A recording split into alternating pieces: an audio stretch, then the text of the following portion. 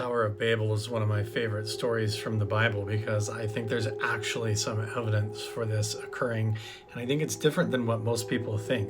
So we always visualize and see it depicted in artwork of being this giant stone tower that goes up, and this idea that they were trying to actually physically climb it like a skyscraper to get up to heaven to reach God, which is kind of silly. It makes a lot more sense if you start thinking of this as like a Stargate or something. So we have to ask ourselves, where was the Tower of Babel?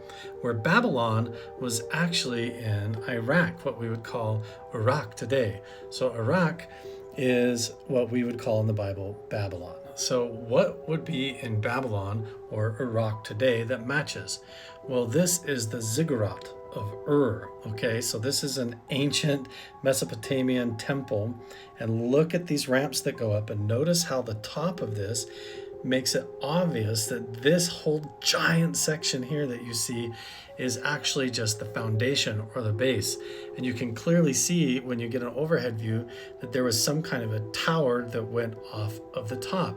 And this is where it gets really fascinating. These giant ramps go up, and then it looks like there probably was a huge tower that extended up off of the top. And this is in actual Babylon, and it all makes sense.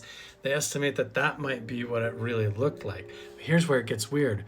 Hillary Clinton, over her period from 2003, I think, up to 2013, they actually submitted a request to try and go find the resurrection chambers of Gilgamesh.